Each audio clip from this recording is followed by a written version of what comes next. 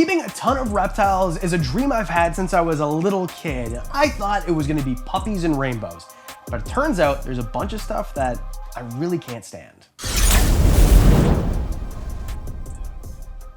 I just want to be really clear. I still love keeping reptiles, and you will too, but there's a worse part of everything. There's a worse part about winning the lottery. There's a worse part about your friend giving you a brand new Corvette. Everything that's awesome, like keeping reptiles, still has a worse part, and these are what I'm talking about. Another thing is the time suck. Every time you go to your reptile room, whether it's downstairs in another room, you're down there forever. It seems like every time you go down there, there's something down there that you thought was done that wasn't actually done or needs to be done, or there's always a revolving door of things that always need to be done and it feels like you just finished them, but you didn't, which means that you go down there and the floor is dirty, everything is messy, the closet has no organization, you put something where it didn't belong and now you're searching for your hook or your tongs or whatever. If you're a reptile keeper, you definitely know you're searching for tongs constantly, that's half of your life. Or even when things break, nozzles will break or get gummed up. Or if you have a RO system, which will help you prevent those things getting gummed up, maybe you need to change your cartridges, something that you didn't think about, your RO is not flowing properly. It's constant troubleshooting. You're always wondering why the thing that's broken is broken or not working. Even something as simple as, finally, this enclosure looks perfect, it's exactly the way that I want it, and then the background falls off the glass. And then you have to figure out a way to drain the entire water system, take all the fish out, take everything out, and reattach it. But there's roots from the plants growing underneath the background of the wall, which means that you have to then take the plants out also. So it's one thing after another, and even once you do all your weekly chores, there's another list of 5 or 10 things that you never thought of. Everything that you think you have dialed in, that you've got figured out, I promise you, you don't. The most obvious one is cost. Everything costs money. We know that reptiles is gonna cost money, and we also know that reptiles are some of the cheapest pets that you can take care of. There's no vet bills like there is with dogs in the same way anyway. Everything that has to do with fish, with aquatics being expensive, doesn't apply here. But when it compounds and you've got tons and tons of reptiles, it gets really, really expensive. And as an adult, you're doing a budget for your everyday life. Netflix costs this much, my car payment is this much, rent is this much.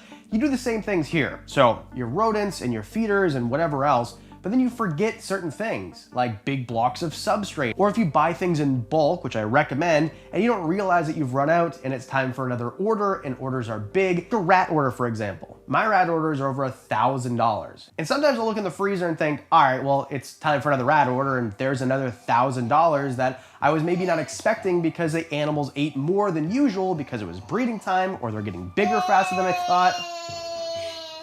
Speaking of getting bigger faster than I thought. Or maybe something comes up with vet bills, or you need a certain type of medicine, or maybe your mist system is going to break. You step on a piece of glass that you were cleaning and it breaks and you need a brand new one. Things come up that you'd never ever expect in a million years. And then even if it's something that you can't control, like the city controls, like your water bill, for example. A few years ago, here in Southern Ontario, the government decided that you're gonna pay for the water coming into your house, and now they're gonna charge you double because you're paying for the water leaving your house, even if it never actually leaves. You pay a waste as well. So your water bill doubles. Your power bill goes up. The hydro company decides, hey, your bill's gonna go up, 13 cents per kilowatt hour, and you've got a full house full of lights and heating elements and things like that. Because like they say, the only things guaranteed in life, death, taxes, and the government taking way more money than they're supposed to for everything that you need to live. So your prices will continue to go up. It's gonna be very expensive to do this. And one more guarantee, it's gonna cost you more than you think. But with that said, I still stand behind the fact that reptiles are relatively cheap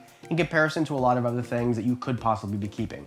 And if you don't believe me, go talk to somebody who owns horses. They're laughing at us right now. Something that's necessary is record keeping, and it's kind of annoying, and it's something you don't think about until you get past 10 or 11, 12 reptiles and realize you can't do everything up here anymore or just on a scrap piece of paper. So you need something that actually makes sense and you can look for and is searchable. So spreadsheets work. You can use Google Sheets or Excel, but what I've learned to use is Husbandry Pro. Husbandry Pro is a sponsor of today's video, but I've been a customer for longer than I've been sponsored. And the reason is, it's just easier. Anytime I need to know the last food, shed, poop, whatever of any of my reptiles, and I've got over 100, I go into Husbandry Pro, I look it up, it's right there, super simple, can do it from my tablet, from my computer, from my phone, doesn't matter. It's one app. It's the one that I would never go without when keeping this many reptiles. Under 6 animals is always free, and let me tell you, the fact that I never miss a feeding schedule ever again, some of my animals eat every 4th day, every 7th day, 10th day, every 6 weeks for the big boys,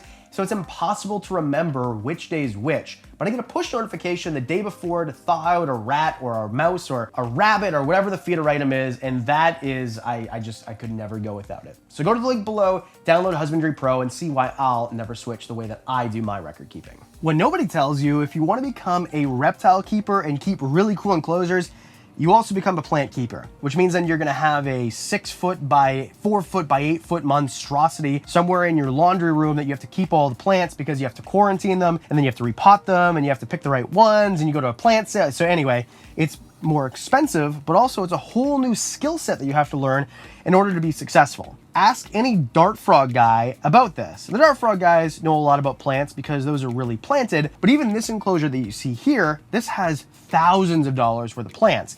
And some of the plants in this enclosure I've had in this greenhouse for years, so they come mature. Then it becomes breeding the plants because you have expensive plants that you really like. We can do a plant video if you want. Let me know in the comment section below. But then there's the pests too. So you have a greenhouse like this, and then you have a quarantine area, and then all of a sudden you notice webbing on your plants or little things that look like dirt on your plants, and then you realize you've got thrips or spider mites or whatever, but you have no idea what those are because you're a reptile person, not a plant person. So what I'm saying is, one of the worst parts is you have to become an enthusiast about something else in order to be an enthusiast about the thing you were an enthusiast about in the first place. Anyway, do you like my greenhouse? It's kind of cool, right?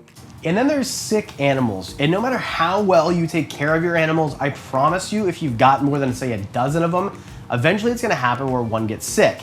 The problem becomes if you know what to do or not. And then even if you know what to do, posting it anywhere for help, because then you're gonna get so many different opinions, and most of the opinions are just go to the vet immediately, even if it's something as simple as coming down and finding out you have mites. This is the worst, because what you're doing is you're walking down into your room and seeing the fact that now you have 50 hours of work to do, because it's gonna take so much effort to get rid of a problem that you don't know how it started in the first place.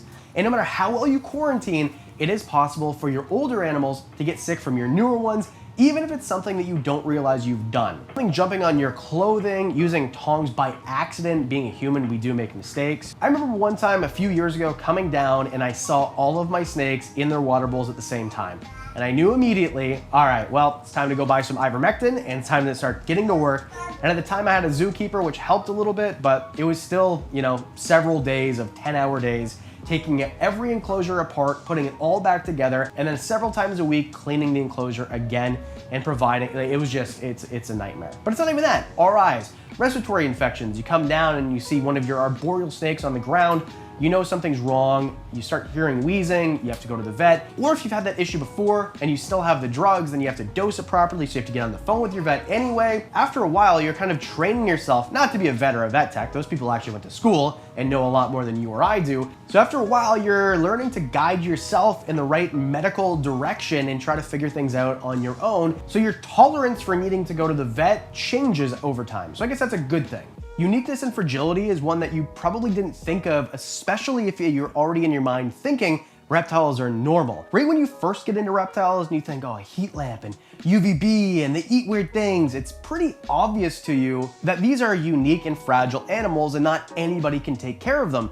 But after a while of keeping reptiles, it becomes normal to you, and when you ask your friend to take care of them, you just assume they know what they're doing. They don't. For example, my golden retriever can be outside in December, or she can be outside in June. Whether it's -10 degrees outside or 100 degrees outside, she's gonna be fine for at least some period of time before she needs to come inside and be more regulated by her environment, because they are warm-blooded.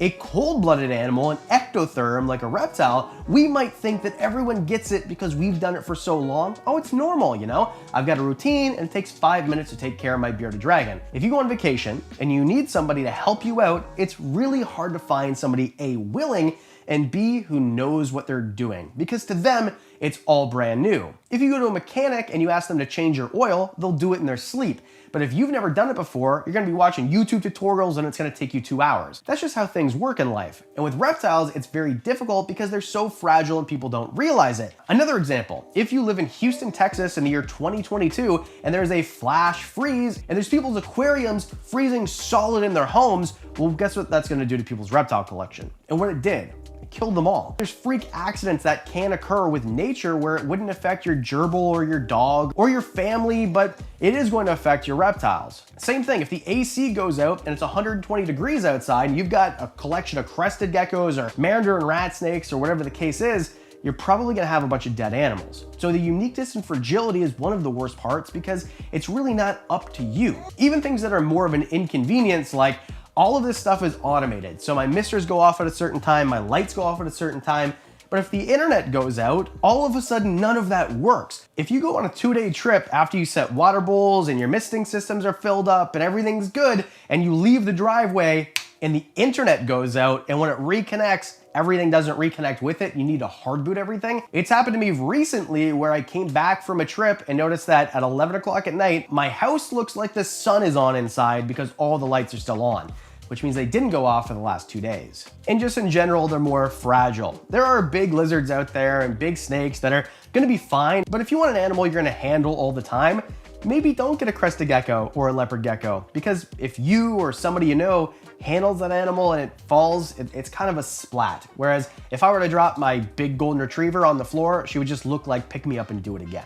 And then there's the constant upgrades, always upgrading all the time, which means every time you think that you have something great and perfect and you've got your frill dragons in the perfect enclosure, I just did a video right here about a month and a half ago, and I have to upgrade again. They just grow so fast. And when you have a lot of reptiles, it feels like things move a lot faster than if you had 1 or 2. If you had 50 reptiles, even 25 reptiles, even if the one that's in your office that you stare at all day long starts to grow, you've done so many projects and have so many other projects that by the time you're ready to, oh, I finally got everything on my to-do list done, it's time to start another to-do list because now all those animals that you already upgraded are now needing to be upgraded again. Hence why we have one big enclosure here that we just put one of our animals in that we just set up on the channel not too long ago.